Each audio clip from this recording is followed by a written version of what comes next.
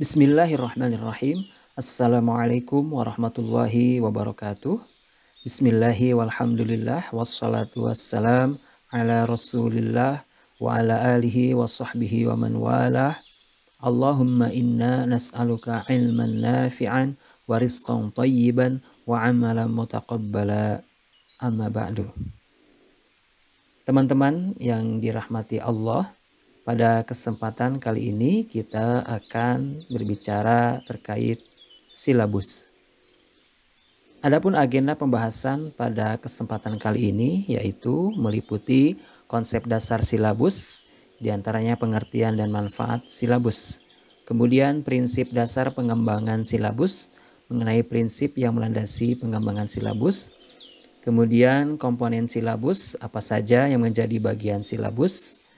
Kemudian merumuskan silabus, tahapan demi tahapan pembuatan silabus. Dan yang terakhir terkait merumuskan penilaian yang meliputi penetapan unsur penilaian dalam silabus.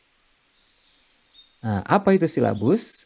Ya, teman-teman juga pasti sudah membacanya. Silabus adalah perangkat pembelajaran yang menjabarkan secara detail berdasarkan komponen inti atau kita kenal KI dan kompetensi dasar yang disingkat KD yang harus dicapai siswa dan telah ditetapkan oleh pemerintah, yaitu melalui Kemendikbud. Nah, manfaat silabus ini untuk apa? Jadi silabus ini disusun oleh guru ya agar menjadi pedoman perencanaan pengembangan pembelajaran yang sesungguhnya.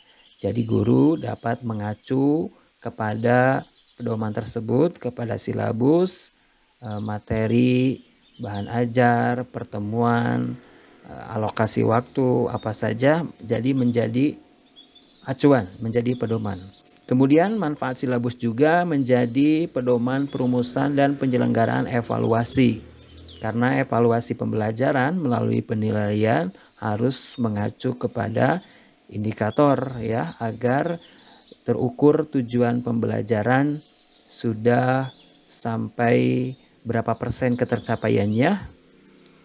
Maka pedoman silabus ini menjadi pedoman untuk mengadakan evaluasi pembelajaran. Kemudian prinsip pengembangan silabus. Ada beberapa prinsip yang mendasari pengembangan silabus, diantaranya ilmiah, kemudian memperhatikan juga perkembangan dan kebutuhan siswa, kemudian sistematika dan konsisten, relevan dan kecukupan. Ilmiah maksudnya agar valid ya, agar terpercaya.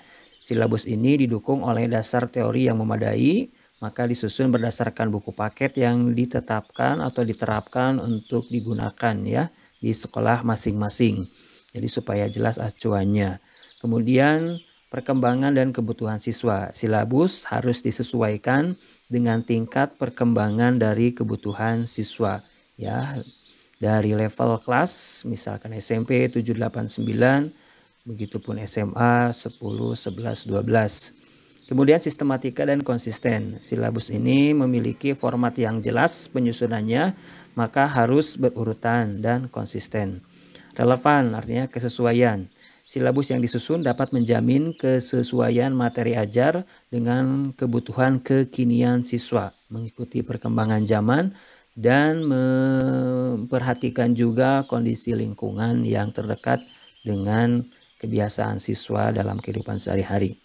Kemudian kecukupan. Jadi silabus ini ya yang disusun harus memadai untuk pencapaian tujuan pembelajaran setiap pertemuan dalam setiap mata pelajaran. Baik teman-teman, selanjutnya komponen silabus ini apa saja ya? Di antaranya ada 8, ada kompetensi inti, ada kompetensi dasar, ada materi pokok, kemudian ada kegiatan pembelajaran, indikator pencapaian, penilaian, alokasi waktu, dan sumber bahan ajar. Ya, itu ada 8 komponen silabus. Mari kita lihat bagaimana format silabus itu disusun. Kita lihat silabus yang formatnya seperti pada tampilan. Yang pertama ada identitas sekolah ya, dimulai dari nama sekolah, kemudian mata pelajaran, kelas atau jurusan, kemudian maksudnya kelas dan jurusan, semester, dan ini komponen yang pertama kompetensi inti diisi di dalam identitas atau di bawah identitas, dan yang 7 lainnya dimasukkan ke dalam tabel, yaitu kompetensi dasar, materi pokok, kemudian kegiatan pembelajaran, indikator, penilaian, alokasi waktu, dan sumber, bahan, dan alat ajar. Masing-masing itu bisa disusun dalam tabel ukuran 4 cm atau menyesuaikan tergantung halaman margin yang teman-teman susun. Cuman sebagai acuan awal itu bisa mengacu dengan ukuran masing-masing 4 cm gitu ya. Lalu selanjutnya bagaimana penulisan KD ya, kompetensi dasar. Jadi teman-teman, kompetensi dasar ini dapat diperoleh dari dokumen kurikulum ya yang pemerintah buat melalui Kemendikbud, atau bisa juga dilihat dari laman BSNP, atau juga banyak dilihat di laman-laman internet yang biasanya sudah banyak re-uploadannya ya. KD ini disusun dengan mata pelajaran, kelas, dan semester yang sesuai ya. KD ini tidak boleh diubah atau dimodifikasi karena sudah ditetapkan oleh kurikulum pemerintah ya, dan tujuannya untuk pemerataan pendidikan di Indonesia khususnya ya, secara nasional. Lalu selanjutnya bagaimana penulisan materi pokok ya. Materi pokok ini merupakan isi pembelajaran yang akan diajarkan oleh guru sebagai penjabaran dari KD yang telah ditetapkan. Kemudian materi pokok dapat dijabarkan menjadi uraian materi yang dipedomani dari salah satu atau beberapa buku paket yang disepakati untuk digunakan ya.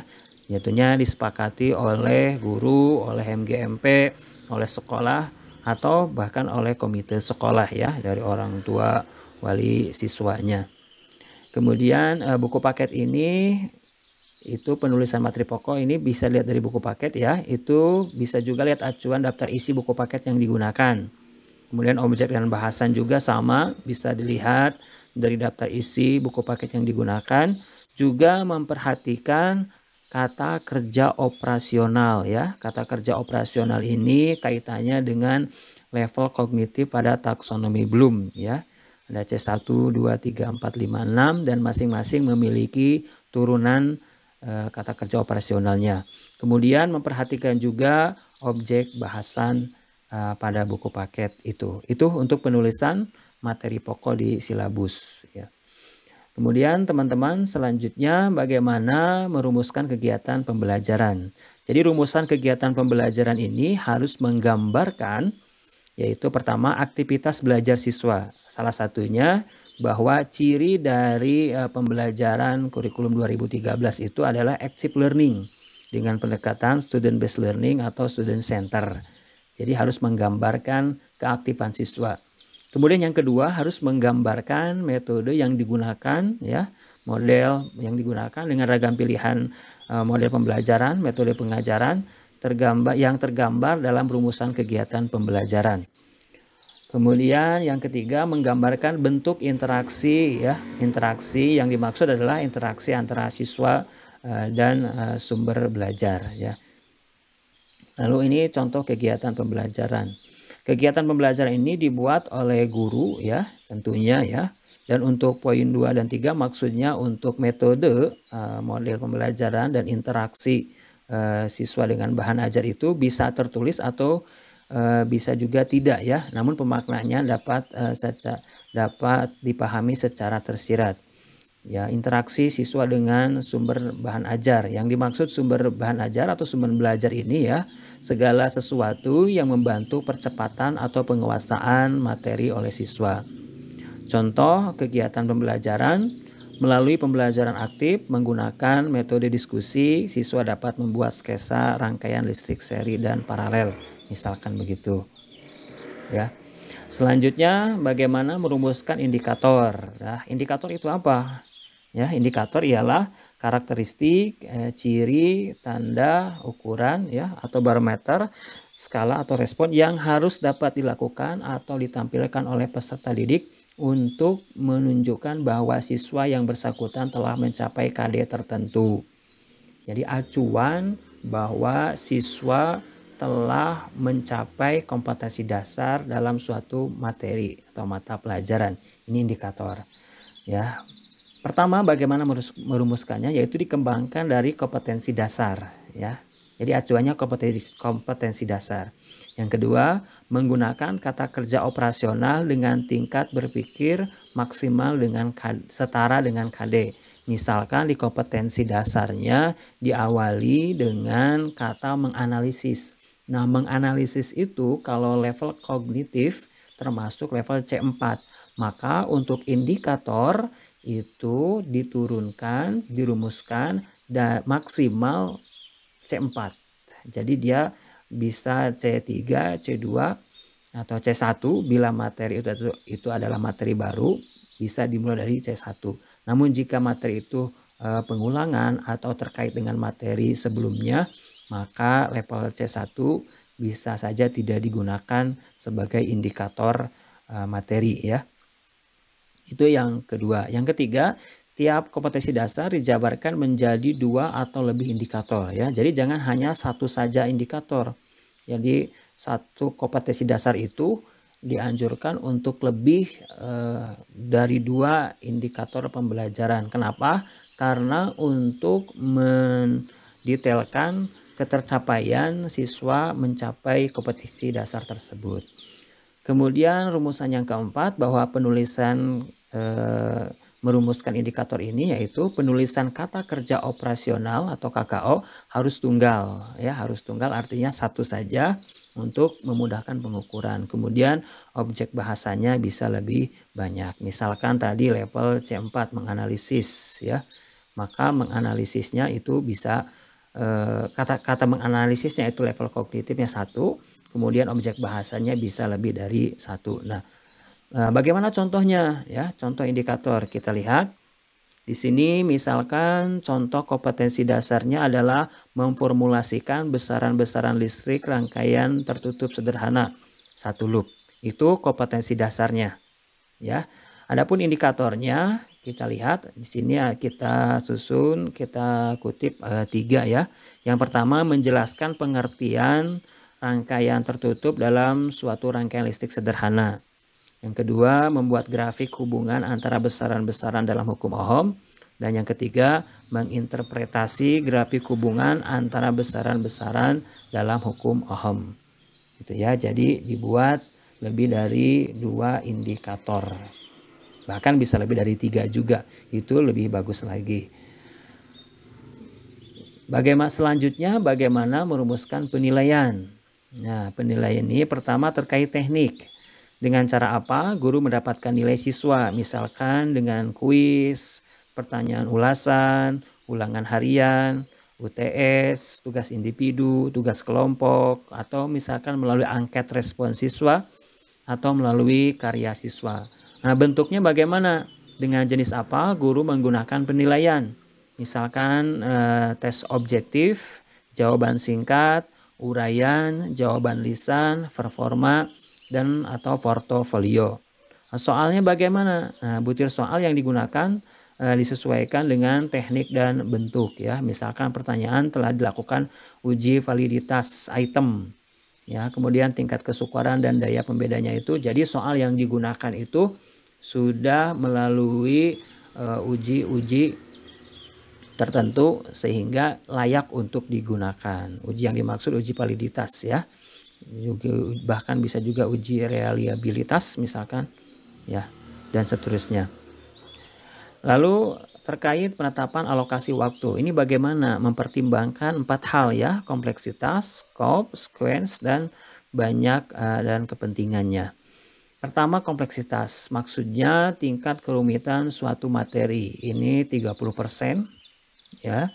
Kemudian scope, ruang lingkup materi yang disajikan 20%. Tata urutan materi yang disajikan itu 20% juga, dan padat dan hubungan materi yang disajikan dengan kebutuhan sehari-hari itu acuannya 30%. Itu penetapan alokasi waktu. Jadi tiap kompetensi dasar itu bisa berbeda-beda alokasi waktunya, ya.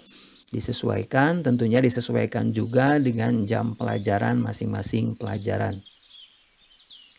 Kemudian sumber bahan alat. Ya, sumber ini adalah referensi yang digunakan dalam pembelajaran. Bisa berupa buku paket, majalah, tabloid, hasil penelitian, dan lain-lain. Kemudian bahan ialah segala peralatan yang dibutuhkan dalam pembelajaran, ya, yang lebih dekat dengan, biasanya ini bahan ini lebih dekat dengan bahan praktikum, ya. Kemudian alat ialah alat bantu pembelajaran, media atau alat peraga. Demikian terkait penjelasan singkat seputar silabus. Terima kasih teman-teman. Subhanakallahumma bihamdik asyhadu an la ilaha illa anta astaghfiruka wa atubu ilaik. Walhamdulillahirabbil alamin. Wassalamualaikum warahmatullahi wabarakatuh.